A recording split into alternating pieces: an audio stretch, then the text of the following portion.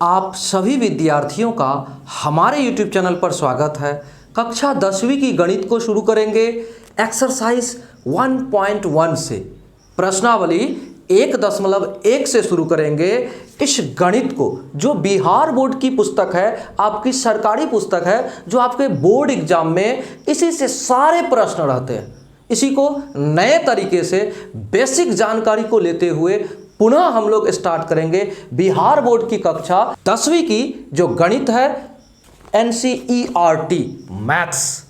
ठीक है, उसी को शुरू करते हैं। देखिए है क्या, हम लोग एक्सरसाइज 1.1 को शुरू करने से पहले क्या जानेंगे? यूक्लिड विभाजन प्रमेयिका को जानेंगे। और यूक्लिड विभाजन प्रमेयिका इसलिए जानेंगे क्योंकि पहला जो सवाल है ना उसी से संबंधित है और ये एक्सरसाइज ही आपका उसी से संबंधित है। तो चलिए जानते हैं यूक्लिड विभाजन प्रमेयिका को और बेसिक जानकारी लेते हुए यूक्लिड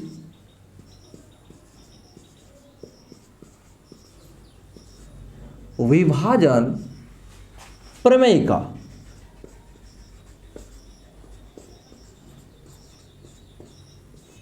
इसका जो बेसिक जो सूत्र है उसको देखिए क्या है। A बराबर होता है BQ प्लस R। आप सब ऐसे विद्यार्थी होंगे जो भाग पढ़े होंगे, भाग करने की विधि पढ़े होंगे। कक्षा 3 में, 4 में या फिर 1 में आपने जरूर पढ़ा होगा। क्या सीखा होगा? भाग सीखा होगा। उसमें होता है भाग, क्या होता है? भाजक होता है। इस भाग में भाजक होता है, भाज्य होता है, भागफल होता है, शेषफल होता है ना। तो A बराबर यहां क्या होगा? आपका भाज्य होगा। क्या होगा? भाज्य होगा। देखिए कुछ ऐसी जानकारियां हैं जो आपको पहले से पता है, लेकिन आप पुनः इसको ताजा कर ले क्योंकि इस एक्सरसाइज में इसकी जरूरत आपको पड़ेगी। तो चलिए ये हो जाएगा आपका भाज्य। B क्या हो जाएगा? B होगा आपका भाजक। क्या होगा? भाजक। और Q आपका होगा भागफल। और ये R जो है ना, यही आपका होगा शेषफल। ठीक है, ये बेसिक जानकारी है जो आपको जानना है। जैसे आप कोई संख्या को भाग देते हो, मान लो 10 को आप भाग दे रहे हो 3 से। ठीक है, 10 को भाग दे रहे हो 3 से, तो ये आपका क्या है? भाजक है। क्या है? भाजक है। इसी को हम बोलेंगे B। ठीक है, और ये क्या है आपका? ये जो है 10, ये जो 10 है ना, यही है आपका क्या? A। इसको बोलते हैं भाज्य। ठीक है ना। और उसके बाद यहाँ 3 से भाग दोगे इसको तो क्या होगा? 3 तिया के 9, तो यहाँ 1 आया। ठीक है, तो ये देखो ये जो है ना भागफल है। इसी को बोलते हैं Q। क्या बोलते हैं? इसको बोलते हैं Q। और ये है आपका शेषफल और इसी को बोलते हैं R। क्लियर? तो ये सब चीज आपको जानना जरूरी था, इसलिए हम आपको बता रहे हैं। ठीक है, अब इसमें कुछ जानना क्या जरूरी है। प्रश्न संख्या 1 में कहा था निम्नलिखित संख्याओं का HCF ज्ञात करने के लिए यूक्लिड विभाजन एल्गोरिथ्म का प्रयोग कीजिए। कहने का मतलब यूक्लिड विभाजन प्रमेयिका या फिर एल्गोरिथ्म बराबर बात है। ठीक है ना। तो ये बोलने में थोड़ा अच्छा लगता है प्रमेयिका, इसीलिए ये आपको हमने लिख भी दिया यूक्लिड विभाजन प्रमेयिका। इसको क्या करेंगे? हम इस तरह से जानेंगे। A बराबर होता है BQ प्लस R। कहने का मतलब ये भाज्य बराबर होगा भाजक गुणे भागफल और प्लस होगा शेषफल। आप करके देखो, आपको देखो 10 बराबर होगा कितना? इसके गुणा में 3 गुणा 3। ठीक है, प्लस 1 ये जो शेषफल है, इसको करके देखो आपका क्या आ जाएगा? 3 तिया के 9 प्लस 1 बराबर 10। हुआ कि नहीं? इतना बराबर इतना। हुआ कि नहीं? ये फॉर्मूला है, ये सूत्र है। यूक्लिड विभाजन प्रमेयिका हमें यह बताता है कि A बराबर होता है BQ प्लस R। ठीक है, तो चलिए शुरू करते हैं इसको बनाने का, इस एक्सरसाइज को। ठीक है ना, इसको मिटाते हैं और बताते हैं। तो चलिए प्रश्न संख्या 1 को शुरू करेंगे। एक्सरसाइज 1.1 आपके कक्षा 10वीं की गणित में क्या कहता है, एचसीएफ ज्ञात करने के लिए कहा है। यूक्लिड विभाजन प्रमेयिका के जो प्रमेयिका है उसका प्रयोग करके आपको बनाना है कितना, एचसीएफ ज्ञात करना है 135 और कितना का 225 का, ठीक है ना। ये दोनों का एचसीएफ ज्ञात करना है। कैसे, यूक्लिड विभाजन प्रमेयिका से। सबसे पहले हम करते हैं हल, ठीक है, हल करेंगे और हल करते हुए क्या करेंगे, यूक्लिड विभाजन प्रमेयिका हमें सिखाता है। क्या सिखाता है, यहां पर आपको बड़ी संख्या जो रहेगा ना उसको आपको मानना है ए और छोटी संख्या जो होगा ना उसको मानना है बी, क्योंकि आपका बी जो है ना वो भाजक रहेगा। क्या रहेगा, वो भाजक रहेगा। तो देखिए हम यहां लिख देते हैं हल में, माना 225 ए बराबर 225 और बी बराबर कितना 135, हमने ये मान लिया, ठीक है। अब यूक्लिड विभाजन प्रमेयिका हमें क्या कहता है, यूक्लिड विभाजन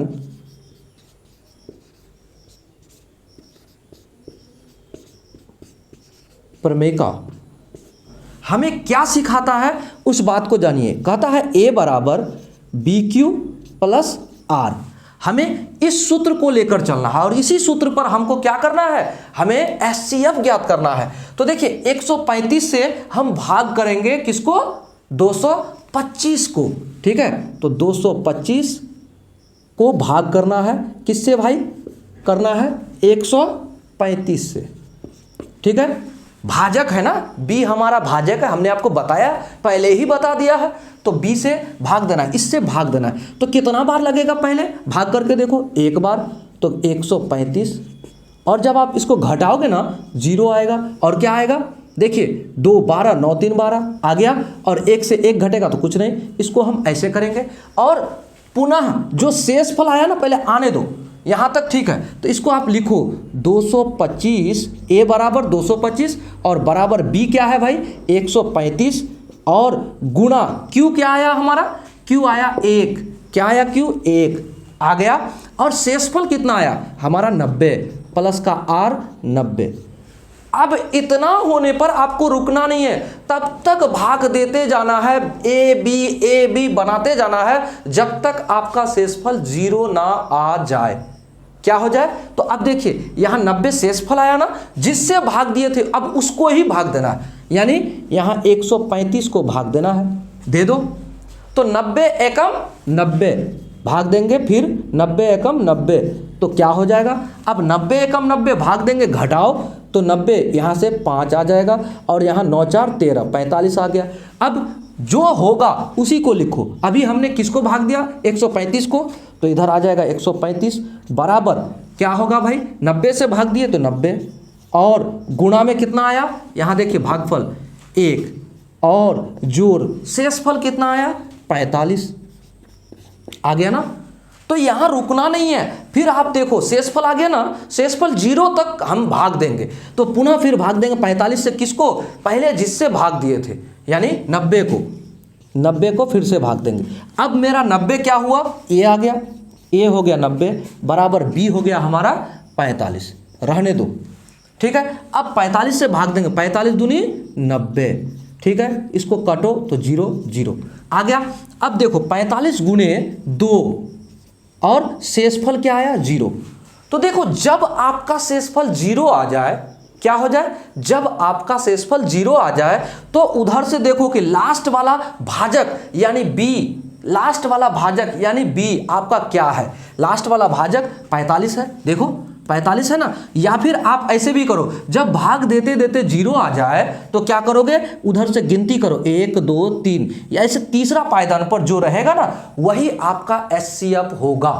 क्या होगा, ऐसे तीसरा पायदान पर जो रहेगा वही आपका एचसीएफ होगा जब आपका भागफल 0 आ जाए भाग करते करते, ठीक है। ये समझ गए। अगर आप ये जानते हो कि 0 आने पर आपका जो भाजक जो रहेगा वही आपका एचसीएफ होगा, यह भी कह सकते हो। तो आप कह सकते हो, अब यहां लिखो अतः कितना कितना का एचसीएफ ज्ञात करना था हमें यूक्लिड विभाजन प्रमेयिका से, 225 और 135। अतः 225 और 135 का HCF बराबर कितना है भाई? 45 है। ये हो गया आपका आंसर। उम्मीद है आपको समझ में जरूर आया होगा। नहीं आया तो नहीं घबराइए, क्योंकि हम आपको सारे प्रश्नों के हल इसी तरीके से देंगे और बेहतरीन ढंग से देंगे। एक बार में नहीं तो दूसरी बार जरूर आप समझ जाएंगे। आप वीडियो को अंत तक जरूर देखिएगा। चलिए अब एक बात आपको और कहना चाहेंगे। यहां देखिए, ये बात आप इधर जो इसको बना रहे हो तो ठीक है, लेकिन कॉपी के एक साइड में इसको भी भाग देकर दिखाना है। आपके एग्जामिनर इसको देखेंगे तभी जानेंगे, तभी कह पाएंगे कि ये विद्यार्थी रटे नहीं है, समझे हुए हैं, तो आपको मार्क्स अच्छे मिलेंगे। ठीक है ना? तो चलिए इसको मिटाकर आपको दूसरा बताते हैं, आपको जरूर समझ में आएगा ये कॉन्सेप्ट। अगला प्रश्न को देखिए क्या कहता है। 1 नंबर का ही दूसरा में, यानी आपका दूसरा में 196 और इतना 38220, इसका आपको यूक्लिड विभाजन प्रमेय से ही आपको क्या करना है? HCF ज्ञात करना है। तो चलिए करते हैं। लिखेंगे हल। बड़ी संख्या को आपको मानना है A और छोटी संख्या को B। ठीक है ना? माना A बराबर 38220, B बराबर क्या है भाई? 196। अब देखिए इससे इसको भाग देना है और तभी आपका होगा। तो चलिए यूक्लिड विभाजन प्रमेय का हमें क्या कहता है? यूक्लिड विभाजन प्रमेय का ये हमें कहता है A बराबर BQ प्लस R, यही सिखाता है। तो A हमारा क्या है? A हमारा 38220 और बराबर B हमारा क्या है? 196। अब गुना Q हम निकाल रहे हैं। तो चलिए 38220 और भाग करेंगे 196 से। एक बार में लगा के देखो, 2 बार में 400 के आसपास आ जाएगा, लेकिन ये 82, 382 यहां तक देखो, 382 भाग करने तो आपको आता होगा। एक बार में 100 क्या हो जाएगा भाई? 196। अब घटाओगे तो 6 6 12 यानी 6, यहाँ कितना? 7 9 8 17 यानी 8। ठीक है? अब यहाँ बचा कितना? यहाँ बचा 2, 2 से हम क्या करेंगे? 1 को घटाएंगे तो क्या आ जाएगा? 1 आ जाएगा, है ना? अब क्या करेंगे? 2 से 1 घटाएंगे तो 1 आ गया। अब यहाँ तक तो काम खत्म। अब इस 2 को यहाँ उतार लो। ठीक है? उतार लिए। अब फिर 196 से भाग देंगे तो देखो, अगर 196 कितना है? 200 से 4 कम है। अगर हम 10 बार गुना कर दें, 10 बार तो कर नहीं सकते, 9 बार करो। 9 बार करते हैं तो 9 6 के 54, 9 6 के 54, 9 बार में 9 6 के 54, 54 का 4 हासिल रहा 5, 9 नमा 81 और 5 86, तो 81 5 86। ठीक है भाई? अब बचा आपका कितना? 86, तो 8 बचा।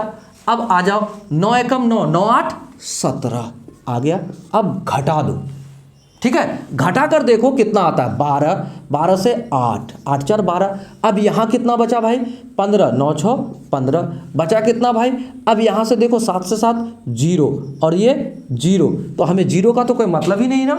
अब क्या करते हैं? इतना आ गया, इस 0 को यहाँ उतारो, कर दिया। अब पुनः 196 से गुणा करेंगे, कितना बार में? यहाँ 980 आएगा। अगर 0 है, 6 5 30, 5 से करके देखो, 5 से करके देखते हैं। 6 5 30 का 0 हासिल रहा 3। ठीक है? 9 5 45 और 3 48 का 8 हासिल रहा 4, 5 एकम 5 4 9, 980 कट तो गया, 0 आ गया। अब जरा गौर करो, हमारा भाजक क्या था? 196 और भागफल कितना आया? हमारा 195। तो गुना 195 और प्लस आर कितना आया? 0। एक ही बार में आ गया 0 आ गया। तो हमारा जब 0 आ जाए, हमने आपको बताया जब 0 आ जाए तो जिस भाजक से 0 आए शेषफल 0 आए जिस भाजक द्वारा, तो भाजक क्या था 196, तो वही HCF होगा, ठीक है। या फिर इधर से देखो 1 2 3, इधर से तीसरा पायदान पर जहां 0 आ जाए ना शेषफल, वहां से इधर से गिनती करते आओ 1 2 3, ये वाला जो पायदान है यही आपका HCF है। तो हम कंफर्म हो गए। अतः 38 220 और कितना 196 का HCF कितना है भाई 196 है आंसर। उम्मीद है आपको जरूर समझ में आया होगा, और आगे भी समझने के लिए आप हमारे चैनल पर सब्सक्राइब करते हुए अपने दोस्तों को वीडियो शेयर जरूर कीजिएगा, वीडियो लाइक जरूर कीजिए। चलिए बढ़ते हैं आगे। अब चलिए 1 नंबर का ही तीसरा सवाल को देखिए क्या कहता है। 867 और 255 का HCF ज्ञात करना है। कौन सा विधि से? यूक्लिड विभाजन प्रमेय का को प्रयोग करते हुए। तो चलिए करेंगे, क्या करते हैं HCF, है ना। तो HCF ज्ञात करने के लिए हल करते हैं सबसे पहले, और लिखेंगे, हम मानेंगे पहले बड़ी संख्या को क्या मानेंगे A, छोटी संख्या को मानेंगे B। तो माना A बराबर क्या होगा भाई हमारा A बराबर 867 और B बराबर क्या है 255, ठीक है। तो यूक्लिड विभाजन प्रमेय का हमें क्या बोलता है, यूक्लिड विभाजन प्रमेय का ये हमें क्या सिखाता है, ये बात को जानेंगे। क्या सिखाता भाई, A बराबर B Q प्लस R, ये हमें सिखाता है। तो A हमने किसको माना 867 बराबर B क्या है 255। Q और R ज्ञात करने के लिए हम क्या करेंगे, भाग करेंगे। क्या करते हैं 255 से भाग करेंगे किसको 867 को, करो भाग। तो 255, तो 200 तिया 205, अब देखिए 800 है ना। अब चलो 200 तिया द्वितीया 6 और ऐसे 750, 3 से हो जाएगा। द्वितीया करके देखो, 2 5 यानी 5 तिया के 15 हासिल रहा 1, 5 तिया के 15 और 1 16 हासिल रहा 1, द्वितीया के 6 और 1 7, 765। अब घटा के देखो क्या आता है। चलिए तो 8 9, अभी यहाँ से कितना घट जाएगा भाई, 7 से 5 घटा तो 2, यहाँ कितना 6 से 6 गया तो 0, यहाँ कितना तो 1 आ गया। अब 102 आपका शेषफल है और Q आपका 3 आ गया, गुणा 3 प्लस 102 आ गया ना, रहने दो। अब क्या करेंगे, जो शेषफल आया ना उसी से भाग देंगे 255 को। तो क्या करेंगे 255 को, तो अब 255 मेरा A हो गया, ठीक है, बराबर B क्या हुआ 102, ठीक है, B हो गया 102 गुना, अब Q निकलेगा तब ना। अब 100 दूना 200, अब 2 बार में लगाओ, 2 बार में लगाते तो 204 आएगा, 204 आएगा, ठीक है। अब इसको घटाओ तो यहाँ क्या आएगा भाई 1, यहाँ क्या आएगा आपको 5, और यहाँ क्या आएगा, कट गया कुछ नहीं। तो आपका शेषफल क्या आया और भागफल क्या आया, भागफल 2 और जोड़ कितना होगा, शेषफल होगा आपको 51 आ गया ना।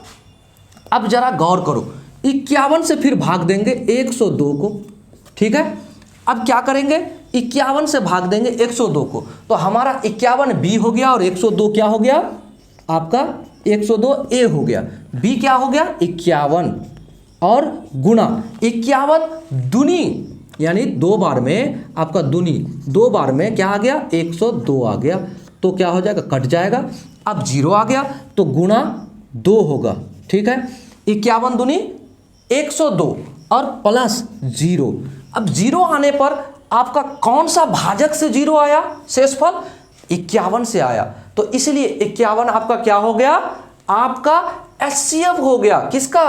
किसका, इसका ये दोनों संख्याओं का HCF क्या आया 51 आ गया, ठीक है ना। अंतिम भाजक हमारा 51 है तो वही है। तो आप लिखो अतः कितना कितना का 867 और कितना का 255 का HCF कितना है भाई 51 है। उम्मीद है आपको समझ में जरूर आया होगा। तो चलिए अगला प्रश्न को हल करते हैं, जो 2 नंबर का प्रश्न है। ठीक है, बहुत ही महत्वपूर्ण प्रश्न है, आपके VVI क्वेश्चन है, ऐसा क्वेश्चन जो आपके बोर्ड के लिए संभावित प्रश्न होता है। ऐसे प्रश्न प्रायः बोर्ड एग्जाम में पूछे जाते हैं, इसलिए ध्यानपूर्वक जरूर देखिए। चलिए दूसरा प्रश्न को हल करेंगे, जो प्रश्नावली 1.1 के ही आपका दूसरा प्रश्न बहुत ही इंपॉर्टेंट क्वेश्चन है। ठीक है, इसको बनाते हैं। दर्शाइए कि कोई भी धनात्मक विषम पूर्णांक 6q + 1 या 6q + 3 या 6q + 5 के रूप का होता है। यह आपको कहा। ठीक है, आपको दर्शाने के लिए कहा। और क्या कहता है, कोई धनात्मक विषम पूर्णांक है। ठीक है, आपको कहता है, देखिए सिद्ध करने बोलता है, यानी दर्शाने बोलता है। सिद्ध करना या दर्शाना या सिद्ध करना। आपको कहता है ध्यानपूर्वक समझिएगा, क्योंकि आपके सिर पर बोर्ड एग्जाम है। ठीक है, तो बोर्ड एग्जाम सिर पर है, टेंशन नहीं लेना है, लेकिन समझना जरूर है। ठीक है, इसलिए ध्यानपूर्वक समझने का है। चलिए सिद्ध करना है आपको, सिद्ध करना है। भाई क्या सिद्ध करना है, आपको सिद्ध करना है 6q + 1। आपको सिद्ध करना है 6q + 3, 6q + 5। क्या कहता है, विषम पूर्णांक है। क्या है, धनात्मक विषम पूर्णांक है। जरा यहां गौर कीजिए, 1 3 5 विषम पूर्णांक ही तो है। 1 3 5 7 ऐसे करके जो भी संख्याएं होगी ना, विषम पूर्णांक। ये देखिए विषम विषम विषम है ना, तो हमें सिद्ध करना है। और इसको जो देखिएगा ना, इसका रूप किस तरह से है, देखिए a = bq + r के रूप में है ना। तो यूक्लिड विभाजन प्रमेयिका से ही हमें इसको सिद्ध भी करना है। तो चलिए मानकर बनाएंगे। दर्शाइए कि कोई धनात्मक विषम पूर्णांक इतना इतना है। तो हम यहां लिखते हैं 2 नंबर का हल करेंगे। 2 नंबर का क्वेश्चन नंबर 2 लिखते हैं हल और चलेंगे। ठीक है, तो लिखते हैं माना धनात्मक विषम पूर्णांक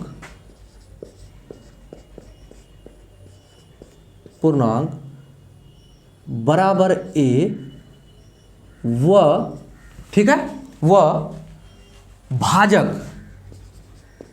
भाजक मतलब जिससे भाग देते हैं, भाजक b = 6। हमने ये मान लिया b = 6। क्यों माना ऐसा, आप ऐसे देखो, आपको कुछ समझाना चाहते हैं। b = 6 क्यों माना, 6 b के जगह पर है ना, देखो तो b के जगह पर है। ठीक है, तो हमने ये मान लिया कि धनात्मक विषम पूर्णांक a है। ठीक है, माना a है, वह भाजक b = 6 है। ठीक है, हमने ये मान लिया।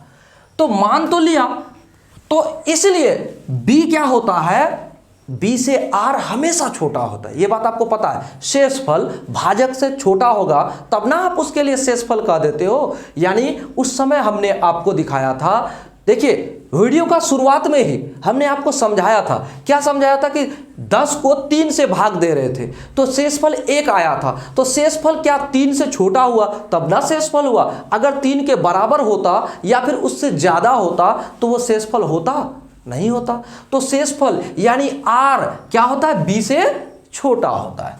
तो लिख देते हैं जहां r छोटा होगा किससे, b से होगा ना, एकदम छोटा होगा b से।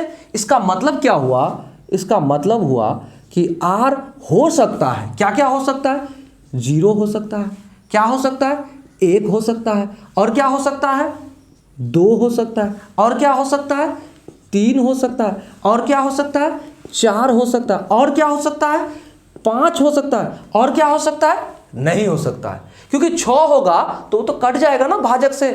ठीक है, तो क्या तक हो सकता है, 5 तक हो सकता है हमारा आर। तो ठीक है, हमें सिद्ध करने बोला है, तो हम यूक्लिड विभाजन प्रमेयिका से हम इसको सिद्ध करेंगे। कैसे, देखिए यूक्लिड विभाजन प्रमेयिका हमें क्या बताता है, यहां लिख देते हैं, यूक्लिड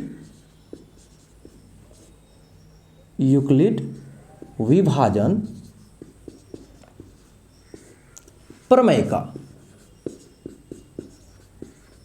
क्या सिखाता है भाई, आपको सिखाता है ए बराबर बी क्यू प्लस आर, ये आपको सिखाता है। हमने आर किसको माना, हो सकता है 1 2 3 0 1 2 3 4 5 हो सकता है, लेकिन हमें सिद्ध करना है माना धनात्मक विषम पूर्णांक ए हो सकता है, और इसको हमें इसके रूप में सिद्ध करना है। तो करके देखते हैं। ठीक है, लिखते हैं जब क्या लिखते हैं भाई, जब r बराबर 0, जब r बराबर 0 तो r को हम 0 इसके रूप में लेते हैं। ठीक है, तो क्या होगा, क्या होगा भाई, देखो आपका होगा a बराबर क्या होता है यूक्लिड विभाजन प्रमेयिका से, बी क्यू प्लस आर होता है ना। तो आप क्या करो, a हमारा क्या है, a तो a है, कोई दिक्कत नहीं, जो है रहने दो, बराबर b हमारा क्या है भाई, 6 है, हमने माना है 6 है, तो हमारा 6, और q क्या है, पूर्णांक है, रहने दो q। ठीक है, और प्लस r किसको माना हमने, 0, तो चलो 0 को बैठा दो। तो बताओ कोई भी पूर्णांक के साथ अगर आप 0 को जोड़ोगे तो कुछ फर्क पड़ेगा क्या, नहीं पड़ेगा। तो यानी कि 6q आ गया। अब यहां एक बात बताओ, 6 एक सम संख्या है, सम पूर्णांक क्या है, सम पूर्णांक, और सम पूर्णांक के साथ अगर विषम को भी गुणा करोगे तो सम होगा, सम को भी गुणा करोगे तो सम होगा। जैसे 6 के साथ 1 को गुणा करते हैं, यानी गुणा में है ना 6q, 1 को गुणा करते हैं तो क्या हो जाएगा भाई, 6 ही होगा, यानी सम होगा। अगर 6 के साथ 2 को गुणा करते हैं, यानी सम के साथ सम को ही गुणा करते हैं, तो क्या होगा भाई, 6 दूना 12, सम आ गया, यानी सम हो रहा है। अब देखो 6 के साथ 3 को गुणा करते हैं, विषम को गुणा करते हैं, 6 तिया 18, ये भी तो सम आ गया। कहने का मतलब ये मेरा सम संख्या है, सम पूर्णांक है, इसकी हमें कोई आवश्यकता नहीं, ये क्या है, सम पूर्णांक है, इसकी हमें कोई आवश्यकता नहीं। क्लियर, इतना समझ गए। अब आ जाओ आगे, जब r बराबर 1, हम अब चलते हैं 1 में। ठीक है ना, r को हमें सिद्ध करना है 1 लेकर। ठीक है ना, अब करके देखते हैं। तो यूक्लिड विभाजन प्रमेयिका हमें कहता है a बराबर बी क्यू प्लस आर, यही कहता है। तो यहां हम क्या करेंगे जरा समझिए, 6 आ जाएगा, 6q प्लस 1 आ गया। अब एक बात यहां देखो, 6q ये क्या है हमारा, पहले ही सिद्ध कर दिए कि ये सम है। सम के साथ विषम को जोड़े, सम के साथ विषम संख्या को जोड़ देते हैं तो क्या होता है, सम संख्या कोई मान लो आपका 4 है, उसके साथ कोई विषम संख्या को जोड़ दो, मान लो 1 जोड़ते हैं तो क्या होगा भाई, बराबर 5, विषम संख्या हुआ, विषम पूर्णांक हुआ। 4 के साथ किसको, 3 को जोड़ दो, ये सम संख्या है या विषम संख्या, क्या हो गया, 4 3 7, ये भी विषम हो गया। कहने का मतलब इसके साथ हमने 1 जोड़ा 4 के साथ, या 6 के साथ भी अगर हम जोड़ो, 6 के साथ आप, ये तो पहले से सम था तो क्या करते, 6 के साथ अगर हम 1 जोड़ते तो भी तो सम विषम आ गया, तो ये विषम पूर्णांक हो गया। कहने का मतलब ये क्या है, विषम है, ये हो गया विषम पूर्णांक, ये हो गया विषम पूर्णांक। तो विषम पूर्णांक तो हो गया, तो इसको हम मान लेते हैं समीकरण 1 मान लेते हैं, क्या मान लेते हैं, समीकरण 1 मान लेते हैं। ये हमारा समीकरण 1 क्या है, सिद्ध भी कर दिया, 6q प्लस 1 एक विषम पूर्णांक है, यूक्लिड विभाजन प्रमेयिका से हमने सिद्ध भी कर दिया। तो एक तरह से हमारा समीकरण 1 भी है, ये हमें समझ में भी आ गया कि आपका 6q प्लस 1 एक धनात्मक विषम पूर्णांक है। तो चलिए इसको मिटाते हैं और r बराबर 2, 3, 4, 5 लेकर सिद्ध कर। तो चलिए अब हम लोग करते हैं r बराबर 2 मानकर चलते हैं। ये विषम संख्या नहीं है, सम संख्या है। ये भी हमें सिद्ध नहीं होगा क्योंकि हमने अभी अभी सम विषम करके आपको समझाया भी है। ये होगा नहीं, लेकिन आपको लेकर चलना जरूर है क्योंकि r क्या क्या हो सकता है यहाँ ये दिया है, तो उसके अकॉर्डिंग चलेंगे, ठीक है ना, तरीका से चलेंगे। जब r बराबर 2 तो क्या होगा भाई, यही लिख दो। तो a बराबर BQ प्लस r क्या होगा, तो b क्या है आपका 6 है, q प्लस r क्या है भाई 2, आपका 2 है ना यहाँ 2, तो ये हमारा होगा ही नहीं। क्या, ये होगा ही नहीं। सम तो सम संख्या आ जाएगा, सम पूर्णांक हो जाएगा। ये हो गया सम पूर्णांक, ये हमारा कोई काम का नहीं, हमें विषम पूर्णांक सिद्ध करना है ना। चलो अब चलते हैं जब r बराबर 3 तो क्या होगा, तो a बराबर BQ प्लस r होगा ना। अब बताओ b क्या है आपका 6, q प्लस r क्या है आपका 3। तो अब ये बताओ ये सम प्लस विषम क्या होता है, विषम पूर्णांक होता है। तो ये हमारा समीकरण 2 निकल गया और ये भी विषम पूर्णांक है, विषम पूर्णांक है क्योंकि हमने आपको पहले ही बता दिया कि सम प्लस विषम क्या होता है, विषम होता है। तो विषम पूर्णांक हो गया, ये हमें सिद्ध करना था। हमारा एक सिद्ध हुआ, दूसरा सिद्ध हुआ, अब तीसरा सिद्ध करेंगे। तो जब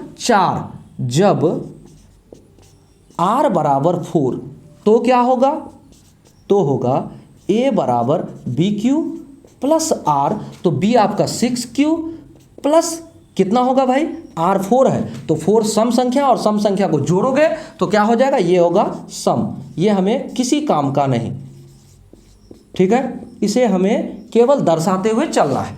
अब आ जाओ जब r बराबर 5, ठीक है, तो क्या हो जाएगा, तो a बराबर BQ प्लस r क्या होता है बराबर 6q प्लस 5 आ गया। ये आपका 6q प्लस 5 यानी विषम संख्या, ये सम संख्या, सम और विषम जुड़ के क्या होता है, विषम। तो ये हो गया आपका समीकरण 3, ये हो गया विषम पूर्णांक, विषम पूर्णांक, ये हो गया विषम पूर्णांक, ठीक है।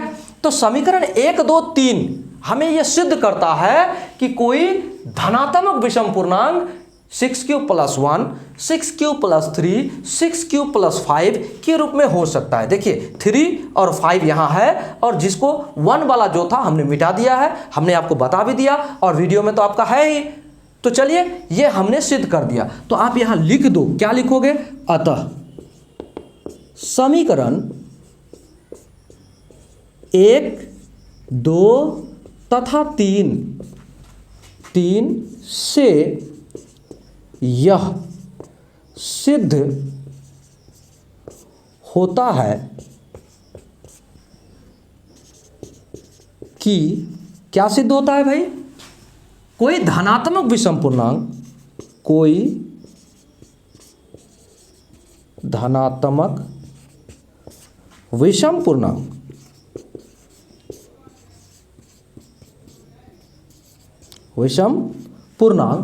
किस किस रूप में होता है, 6q plus 1, 6q plus 3, 6q plus 5 के रूप में होता है।